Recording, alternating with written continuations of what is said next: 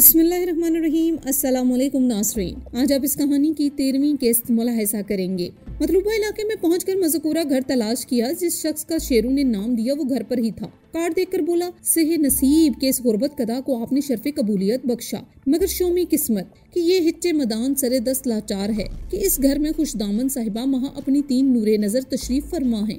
इतनी गाढ़ी उर्दू मफहूम समझने में मुझे दांतों में पसीना आ गया। मैंने समझ तो लिया था, फिर भी इस्तफार किया कि क्या आपके ससुराली अजीज आए हुए हैं? अजय जनाब, कैसे अजीज, कहाँ के अजीज, सब के सब मेरी बचत को करते से अबीज बनाने आए हैं। अजय जनाब, मेरी तनख्वाह मरबुली 12 सदर रुपए सिक्का राइजुल वक्त, और ये सब हर रोज 2 सद खाए जा रही हैं। अब तो इन चश्मे अश्के बाहर की नमी भी खुश्क हो चुकी है। मुझे आपसे हमदर्दी है, मैंने हंसी दबा कर कहा। अगर हमदर्दी है तो बराहे करम नजदीक में एक अदद होटल है जहाँ सिर्फ 3 दिन क़यामो तवाम कर लें, फिर मैं ख्वाहिश का इजहार करूंगा कि मेरे घर में भी कदम रंजा फरमाइए। दिल में आई कि मैं इसे मोटी सी गाली दूं, मगर इसकी मासूमियत बेचारगी पर तरस आ गया और मैंने पूछा, ये होटल है कहाँ? सड़क पर कदम रखिएगा कि सिमते मगरिब बड़ा सा नोश्ता होटल नजर नवाज हो जाएगा। अच्छा अच्छा कहकर मैं उठ खड़ा हुआ। रेखा को भी खड़े होने का इशारा किया। वो हुनक बनी हुई हमारी गुफ्तगू सुन रही थी। बाहर निकलते हुए सरगोशी में बोली, क्या कोड वर्ड में बातें कर रहे थे? लगता है बिगड़ा शायर है। मेरी आवाज इसने भी सुन ली थी। जल्दी से बोला, अजी जनाब, खूब पहचाना। हकीरे बा तफसीर को बेखुद जलालपुरी के नाम से याद किया जाता है। शाम में आकर आपको अपने मिर्सिये इशार सुनाऊंगा। अरे बाप रे बाप, ये सजा! मैंने बड़बड़ाते हुए कदम तेज कर दिए। सामने ही डिलेक्स होटल का बोर्ड था। हम इधर ही बढ़ते चले गए। बड़ी आसानी से कमरा मिल गया। मैंने अपना नाम आनंद लिखाया और रेखा को भी जाहिर किया कि ये मेरी मजबूरी थी। कमरे में पहुंचते ही वो अमर बेल बन गई। खुशी से लहक कर बोली, हम तुम एक कमरे में बंद हो जाएं और चाबी खो जाए। बिला आखिर मेरा ये ख्वाब पूरा हुआ। अब हम तुम होंगे और ये कमरा होगा। कितना मजा आएगा। किसी का डर नहीं, किसी का खौफ नहीं, मगर मेरे अंदर तो खौफ था। दुश्मनों का खौफ कलकत्ता और बचपच में फासला ही कितना है। इसलिए मैंने इसे झटके से अलग किया, मगर अभी असल मसला बाकी था, यानी रात भी तो आनी थी। इससे अलग होकर मैंने इससे कहा, जाओ जाकर नहा लो। वो नहाने के लिए वॉशरूम में दाखिल हो गई। तब मैंने सामान पर नजर डाली कि कहीं काउंटर पर तो ना छोड़ आई हो। रेखा का भरोसा न था, वो सामान को छोड़कर आ भी सकती थी, मगर सामान के नाम पर मेरे पास था ही क्या? सिर्फ एक हैंडबैग जो शेरू अपने साथ लाया था, जिसे मैंने लड़ाई भड़ाई के वक्त भी कंधे से लटकाए रखा था। वो बैग मैंने बेखुद के घर के सामने रेखा को थमाया था। इसी में रुपए थे, सैंड एक्ट वालों से छिने हुए रुपए। बैग मिल जाने की वजह से मैं मुतमईन था कि अब कई महीने इससे गुजार सकता था। मैंने इसमें से एक गड्डी निकाल ली, मगर रेखा की नजर से बचाकर। वो कैसी तबीयत के मालिक है मैं इसे जानता था, इसलिए मैं इससे छुपा रहा था। रेखा बाथरूम से नहाकर आई तो मैं नहाने के लिए दाखिल हो गया। पैर का जख्म ठीक नहीं हुआ था, इसलिए इसमें पानी लगना खतरनाक था, इसलिए बड़ी एहतियात से गुस्ल किया। नहा कर निकला तो हैरत का झटका लगा। बेड पर नया पैंट शर्ट रखा था। ये कहाँ से आया? भगवान अगर खुश हो जाए ना तो छप्पर फाड़ कर भी दे सकता है।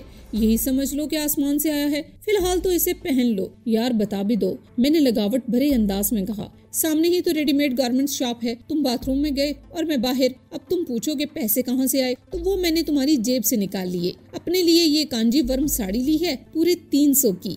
अभी पहनूंगी तो देखना कैसी सजती है मुझ पर। आग भड़कने से पहले दूर हट जाना अक्लमंदी है। मैं रेखा की फितरत को समझ चुका था। वो मुझे फतह करने के लिए मेरे सामने साड़ी पहनना शुरू कर देगी। इसी डर से मैं जल्दी से बाथरूम में घुस गया और कपड़े तब्दील करने लगा। कपड़े बदल कर बाहर आया तो रेखा ने भी साड़ी बदल ली थी। वाकई सुनहरी बॉर्डर और बम्बू कलर की साड़ी में वो कातिलाना लग रही थी। मैंने इसका दिल रखने के लिए तारीफ कर दी, बस यही एक गलती हो गई थी मुझसे। वो आपे से बाहर होने लगी। सुर्ख धब्बे मेरे गालों पर बनते कि मैं झटके से पीछे हट गया। जमाईदा, ये आप इतने पारसा क्यों बन रही हैं? कहाँ तो मेरे बगैर एक पल भी आपको काटना दुश्वार लगता था, और कहाँ ये हालात हैं कि मुझसे ऐसे भाग रहे हो जैसे मैं कोई कोड़ज़दा हूँ। वो झल्ला कर बोली, प्यार जताने का भी एक वक्त होता है रेखा, तुम ख्वामख्वाह शाम खराब कर रही हो। अच्छा रात को? हाँ ये बेहतर है। मैं अभी बाहर निकलने का सोच ही रहा था कि दरवाजे पर दस्तक हुई। अजनबी शहर, दुश्मनों की सरजमीन, इस पर तुर्रा के साथ में एक चलती फिरती धमाका। मैं बुरी तरह चौंक गया। ये कौन मरने आ गया? रेखा ने नागवार लहजे में कहा। कहीं पुलिस ना हो। आमतौर से मुजरिम समझता है कि इसने पुलिस की आंखों में धूल झोंक दी है, मगर ये गलत है। पुलिस को धोखा देना आसान नहीं है। हो सकता है कोई मुखबर मेरे पीछे आ गया हो। इसी ख्याल ने परेशान कर दिया था मुझे। क्या करूं? अभी यही सोच रहा था कि दोबारा दस्तक हुई। रेखा ने बुलंद आवाज में पूछा, कौन? अजी जनाब, साहिल को बेखुद कहते हैं। मैंने आगे बढ़कर दरवाजा खोल दिया। अंदर आते ही वो बोला, हजरत की खिदमत में सलाम। हकीर ने ख्याल को महमेज किया तो निदाए गैबी का इशारा हुआ कि आप थके हुए होंगे। सुमो कलाम बेबदल हाजिर खिदमत हुआ। यकीनन तफन्नुन की खातिर आप महजूज होंगे। जल्ला जलाल तू आई बला को टाल तू साहबे कमाल तू का विर्द करने लगा कि अब इसके अशार भी हजम करने होंगे। फिर भी इखलाकन कहना पड़ा, जरूर जरूर। इतना कहना ही था कि वो कमरे के इकलौते बेड पर बैठ गया। रेखा हुनक बनी इसे देख रही थी, मगर इसे तो किसी तरफ देखने का ख्याल ही ना था। कुर्ते की जेब से इसने कागज निकाला और बोला, ये हवा अभी अभी एक बाइस्कोप आई है, इसकी एक शेर को तमज्जुन किया है। फिर लहक लहक कर पढ़ने लगा। कपड़े भी पहनता हूँ और पहनाता हूँ गहना, कब्जे में किसी तरह से आती नहीं मीना। इस पर ये हर रोज से मेरी बीवी का कहना, मैं महके चली जाऊंगी तुम देखते रहना। वाह जनाब वाह, बहुत खूब,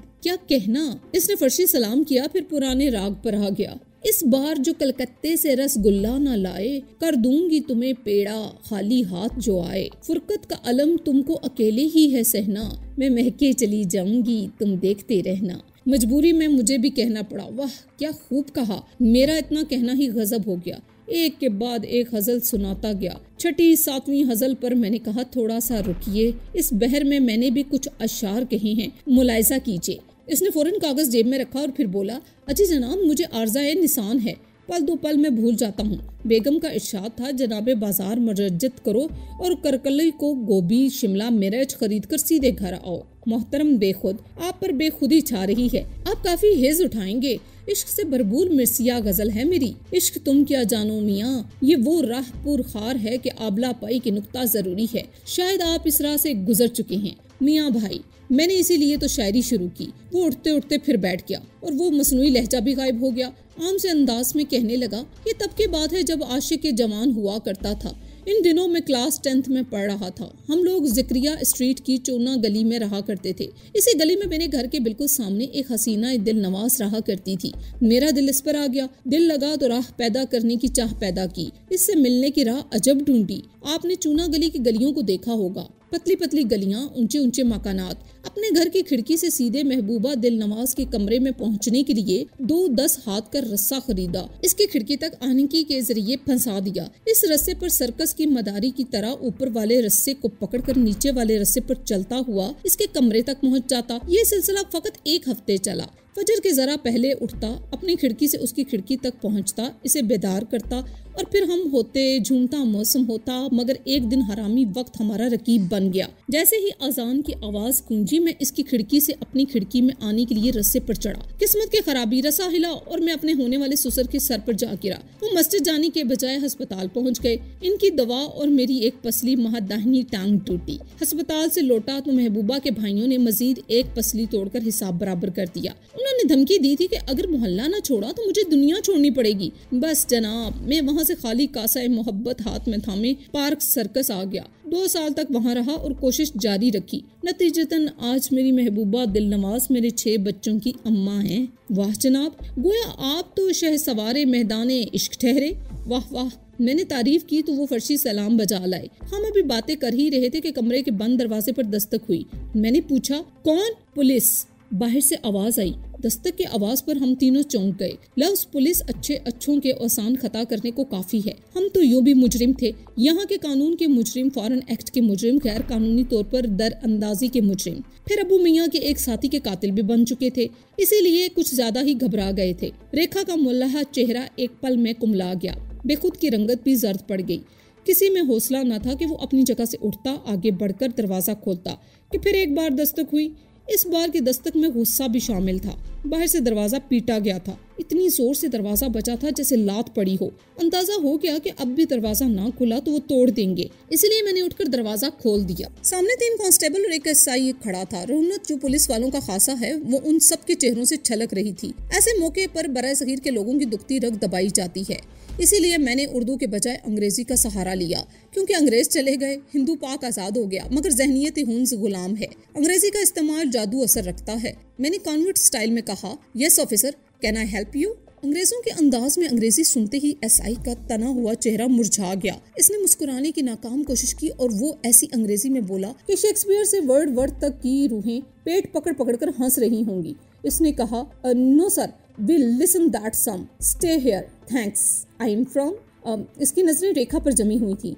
आई am from Jalpai, she is my wife Rekha. फिर बेखुद की तरफ इशारा करके बोला, mister Bekhud, my best friend. SI ने बेखुद की तरफ देखा, फिर अपने दोनों हाथों को जोड़कर बोला, सॉरी सर, और दरवाजे से ही दूसरे कमरे की तरफ बढ़ गया। मैंने दरवाजा बंद किया और मुड़ा। बेखुद खामोश बैठा था, मगर दरवाजा बंद होते ही इस पर एक पुरानी कैफियत ऊद कर आई, कोई थैली से बाहर आ गया हो। लगा हाँकने, अजी जनाब, मैं मुंतजर पेशकदमी था। बंदा बेदाम की रफाकत हामिल मनसब आला ओहदेदारान से है। अगरचा लहजा शुस्ता वो अमल शुरफा है, मगर थे तो महकमा पुलिस के। इनकी किस्मत के कदम अफजाई न की, वरना हिचे मैदान अर्जी अफसरान बाला अर्जे गुजाश्त हो जाता कि ये क्या है, बगैर तफ्तीश क्यों आ गए। बस जनाब, रहने दें, गरीब है, चंद रुपल्ली की नौकरी करते हैं, आपकी मुदाखलत इन्हें नौकरी से फारिग करा देती। मैंने मुस्कुराहट दबा कर कहा, आपकी गुजारिश मलखूस खातिर, वरना खाक सारे अर्जी बेहुजूर अफसरान बाला पेश कर चुका होता। जी हाँ, मैंने इस तरह सर हिलाकर कहा जैसे वाकई इसके लाफो गजाफ पर यकीन हो। आप अगरचा फेमो दानिश के पैकर हैं, लेकिन किस्मत का क्या कहिए, कभी जरूरत महसूस करें तो बिला झिझक हाँ क्यों नहीं, मैंने दिल रखने को कहा। वैसे जनाब मन, जुबान वलायती में खूब दस्तरस है आपकी। तालीम का आलम क्या है, कहाँ तक हासिल की है? बस वाजिबी से तालीम की है। दोस्तों की सोहबत का असर है कि अंग्रेजी बोलने लग गया हूँ। भाई ये दोस्त भी अफलाक के जहाँ के अख्तर हैं। मेरे दादा के एक दोस्त बचपन में लंदन कूच कर गए। नामी शेख पीर था, गोरी चमड़ी का असर, सोहबत का बाजीचा। अच्छे लोगों से मिल बैठिए कि वो इनके इतना करीब हुए कि फरंगी भी इन्हें अंग्रेज कहने लगे। वलायतियों की तो जुबान भी जख्म है, इंठी हुई जुबान है। वो शेक्सपियर को यानी कि शेख पीर को शेक्सपियर कहने लगे, वो शेख पीर को शेक्सपियर कहने लगे, और शेख पीर अदब में नाम पैदा करता चला गया। अब तो इसके नाम की शोहरत का ये आलम है कि हम भी शेख पीर को शेक्सपियर कहते हैं। और जी हाँ, मैंने सर हिलाकर कहा, अंग्रेज नाम का अजब हाल करते हैं। मेरी नानी की एक सहेली थी आलिया ज़ेब, लंदन गई तो इनके खूबसूरती पर वहाँ का बादशाह मर मिटा। इसने शादी का पैगाम दिया और जबरदस्ती शादी भी कर ली। वो ठहरा अंग्रेज, इसके मुंह से आलिया ज़ेब खाक निकलता, बस इसने एलिज़ेबेथ कहना शुरू कर दिया और वो यूं एलिज़ाबेथ मशहूर हो गई। बड़ी मार्कतुल आरा खातून थी, शायद आपने भी ये नाम सुना होगा। अरे वाह, तो गोया एलिज़ाबेथ भी अपनी हिंदुस्तानी निकली। जी हाँ, मैंने संजीदा अंदाज में झूठ बोला, पहाड़ जितना झूठ, बड़ा झूठ। अजी जनाब, खाकसार तो आपका खाक ठहरा। बेखुद की संजीदगी में रत्ती भर फर्क न आया। इस बहस के दौरान मैंने गौर किया था कि रेखा उकताई सी थी। इसका चेहरा गवाही दे रहा था कि वो अब तब में फट पड़ेगी, कहीं वो बेखुद की बेइज्जती न कर दे। इस ख्याल से मैंने कहा, बेखुद साहब, मैं जरा टहलने के लिए निकलने का सोच रहा हूँ। अजी जनाब, लानत 100,000, ये बच भी कुछ टहलने की जगह है। बातों का लुत्फ लीजिए कि यही है जीस्त का हासिल। नहीं जनाब, मेरी बेगम के चेहरे पर उकताहट आने वाली है। बेखुद ने रेखा की तरफ देखा, इसका चेहरा सुर्ख होता जा रहा था। वो गुस्से को पी रही थी। बेखुद के चेहरे पर भी नापसंदीदगी के आसार आ गए। वो उठकर खड़ा हो गया। इसके बाहर निकलते ही मैंने कहा, चलो बाहर का एक चक्कर लगा कर आएं। बाहर जाए मेरी जूती, पूरे 2 घंटे खा गया हरामखोर। मैंने तो सोचा था हम तुम होंगे, कमरा होगा, रक्स में सारा बिस्तर होगा, मगर ये चंपूकन पता नहीं कहाँ से आ गया। इसके अंदाज पर मैं अपनी हंसी न रोक सका। मेरे मुस्कुराने पर इसका गुस्सा मजीद तेज हो गया। वो तेज लहजे में बोला, वो चमट चटा चमट नहीं गया था? फिर वो मुंह टेढ़ा करके बोली, शेक्सपियर तो यहीं का था, फेंकू कहीं का। अरे मैं तुम्हारे लहजे पर हंसा। ऐसे ऐसे अल्फाज बोल रही थी कि डिक्शनरी में भी ढूंढ कर ना मिले। ये चंपुकुन और चमट चटा क्या होता है? चमकुन और चमट चटा उस पिस्सू को कहते हैं जो कुत्ते की गर्दन से चिमटा होता है। वो झुंझलाहट भरे लहजे में बोली, जैसे तुम। मैंने धीरे से कहा, क्या बोले? वो खड़ी हो गई। मैं इस अजूबे लफ्ज को याद कर रहा था। खैर छोड़ो, ये बताओ, तुम जो मेरे इतने करीब आ रही हो, ये श्वेलिका से गद्दारी नहीं है? गद्दारी कैसी? याद है बच्ची के वक्त जब दीदी अस्पताल में थी तो तुम्ही ने कहा था कि काश मैं तुम्हें पहले देख लेता तो दीदी को रिजेक्ट करके तुम्हें दुल्हन बना लेता। अब दीदी नहीं रही, गोया तुम्हारी दुआ कबूल हुई और मैं तुम्हारी दस्तरस में आ गई। लो भुगतो अब, कहकर वो मुझ पर लद जाने के लिए आगे बढ़ी थी कि मैं पीछे हट गया। है मासूम इब्ने मासूम, ये भूल गए कि तुम मेरी जिंदगी में आने वाले पहले मर्द हो, और लड़की उसे कभी नहीं भूलती जिसने उसे औरत के दर्जे पर पहुंचाया हो। मैंने दिल ही दिल में लाखोल वाला पड़ी। शक्ल के साथ आनंद के काले करतूतों के इल्जामात भी मेरे हिस्से में आ रहे थे। उस पर रेखा की बेहयाई जो मुझे पानी पानी किए दे रही थी। औरत का जेवर उसकी हया है और बगैर जेवर की औरत बगैर रूप के लगती है। नजरें उधर जाने पर तैयार ही नहीं होती। इस बेहया से पीछा छुड़ाऊं तो कैसे? मैं उसी पर गौर कर रहा था। यूं भी औरत मुजस्सम में खतरा होती है। ये तो बाहरी खतरे के साथ साथ मेरे किरदार के लिए भी खतरा है। अपनी बीवी के अलावा तमाम औरतें गैर महरम होती हैं और हमारे लिए खतरा। उस खतरे से मुंह छुपाने के लिए मैं बाहर की जानिब बढ़ा। ऐहे कहाँ चले? ठहरो, मैं भी साथ जाऊंगी। भीड़ भरे बाजार में तुम्हारे हाथ में हाथ देकर चलना मुझे बहुत अच्छा लगेगा। कुछ देर आराम कर लो, रात में टहलने निकलेंगे। अभी तो मैं जरा बेखुद के घर तक जा रहा हूँ। उसे एक बात बताना भूल गया था। चलो मैं भी साथ चलती हूँ। कहीं ऐसा ना हो कि तुम्हें देखते ही उस पर रुमानियत तारी हो जाए और वो बाकी की गजलें सुनाने बैठ जाए। ओह बाबा रे बाबा, ये तो खतरा है। बाकी वो शेर सुनाने लगेगा तो मैं क्या करूंगी? ये सजा इतनी आसान नहीं है। हुकूमत हिंद को चाहिए कि हर मुजरिम के सामने एक शायर को बिठा दे जो उसे दिन भर शेर सुनाता रहे। मुझे यकीन है लोग जुर्म करना भूल जाएंगे। खुद सजा से बचने का एक आसान तरीका है। होटल वालों ने कमरे में टीवी की सहूलत दी है, तुम उससे इस्तेफादा करो। सिर्फ 10-15 मिनट की बात है। इतनी देर में मैं आ जाऊंगा। फिर हम तुम होंगे, कमरा होगा, रक्स में सारे अरमा होंगे। कहता हुआ मैं बाहर निकल गया। अभी मैं कॉरिडोर में ही था कि सामने से आता हुआ एक नौजवान नजर आया। 20-22 साल की उम्र होगी इसकी। इसने नीली पैंट और सफेद शर्ट पहन रखी थी। जब वो मेरे करीब पहुंचा तो ऐसे ठिठक गया जैसे मैं कोई अजूबा हूँ। कुछ देर तक मेरा जायजा लेता रहा। उसकी नजरें मुझे आर पार होती महसूस हो रही थी। मुझे अजीब सा लग रहा था। कहते हैं चोर की दाढ़ी में तिनका। पुलिस के खौफ से भाग रहा था। अगर पुलिस के हत्थे चढ़ता तो अगले पिछले तमाम रिकॉर्ड सामने आ जाते। तमाम एजेंसियां हिसाब लेने आ जाती, क्योंकि मेरे नाम के साथ अबू मियाँ के साथी का कत्ल भी जुड़ा हुआ था। गोया मेरे लिए कदम कदम पर खतरा था। इसीलिए दिल की धड़कन भी बढ़ गई थी। कहीं ये मेरे ताक़ुब में तो नहीं आया। अभी मैं कुछ बोलता कि वो बोला, दादा आप वही है ना जिसने श्याम बाजार में गणेश की पिटाई की थी? मैंने तुम्हें पहचाना नहीं। जवाब देने के बजाय मैंने सवाल कर दिया। ओहो, तो आप वही हैं। वाह वाह, हमारी किस्मत। मैं तो कब से आपको खोज रहा हूँ। बाबा रे बाबा, कैसा उछल उछल कर लात मारी थी आपने गणेश को। लातें मार मार कर उसको उफ। इसकी बात पर कुछ इत्मीनान हुआ। गणपत के गुंडे गणेश की पिटाई मैंने भरे बाजार में की थी। 50 अफराद ने देखी थी। इन्हीं में से ये एक होगा। बहादुर की बहादुरी तस्लीम करना हर कमजोर की फितरत है। इसीलिए मेरे दिल की धड़कन मामूल पर आ गई थी। मैंने हंसकर कहा, गोया आप वहाँ पर मौजूद थे? जी हाँ उम्मी, मैं वहाँ मौजूद था। आप बहुत ताकत वाला है, हमको भी सिखाओ ना। लेकिन मैं तो यहाँ एक जरूरी काम से आया हूँ। काम होते ही लौट जाऊंगा।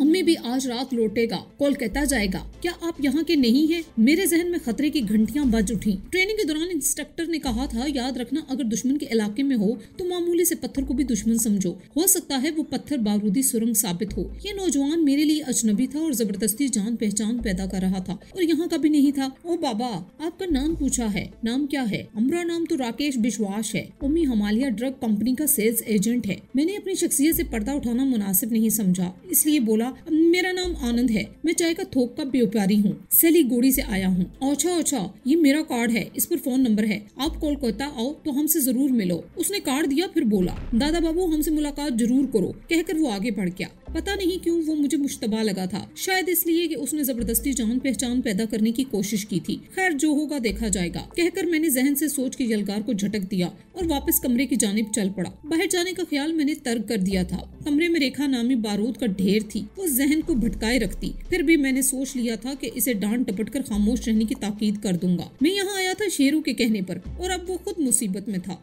इसलिए यहाँ ठहरना फजूल था। अब उतने पैसे नहीं थे कि मैं आगे कहीं जा सकता था जहाँ से मुझे वतन लौटने का रास्ता मिल जाता। कहीं ऐसा ना हो कि शेरू की वजह से मैं किसी मुसीबत में फंस जाऊं। पुलिस वाले जब किसी को घेरते हैं तो अपनी तरफ से भी बहुत से केस डाल देते हैं। मामूली जेब कतरे पर शहर भर में हुई डकैती, राहजनी, अगवा, कत्ल सब थोप देते हैं ताकि अफसरान और अवाम की नजरों में सुरखरू हो सके। पुलिस तशद्दुद की माहिर होती है। मार मार कर बकरी से भी कबूल करा लेती है कि वो शेर है और बकरी भी कबूल कर लेती है। इसीलिए कोई नई मुसीबत खड़ी होने से पहले मुझे यहाँ से निकल लेना चाहिए। मैं यही कुछ सोचता हुआ कमरे के दरवाजे पर पहुंचा। दरवाजा बंद था। मैंने दस्तक दी तो वो खुल गया। रेखा शायद सोने की कोशिश कर रही थी क्योंकि उसके गाल पर तकिए का निशान था। खूब गोरे चेहरे पर निशान जल्दी नजर आ जाता है। क्या हुआ? बड़ी जल्दी लौट आए? मैं तो समझ रही थी 1-2 घंटे में लौटोगे, इसलिए सोने के लिए लेट गई क्योंकि रात में तुम सोने नहीं दोगे। तेरी सोच पे लानत, मैंने दिल ही दिल में कहा। फिर वॉशरूम चला गया। मुझे उस बात की भी फिक्र थी कि रात में ये जरूर कोई गुल खिलाएगी। मेरा अंदाजा गलत नहीं था।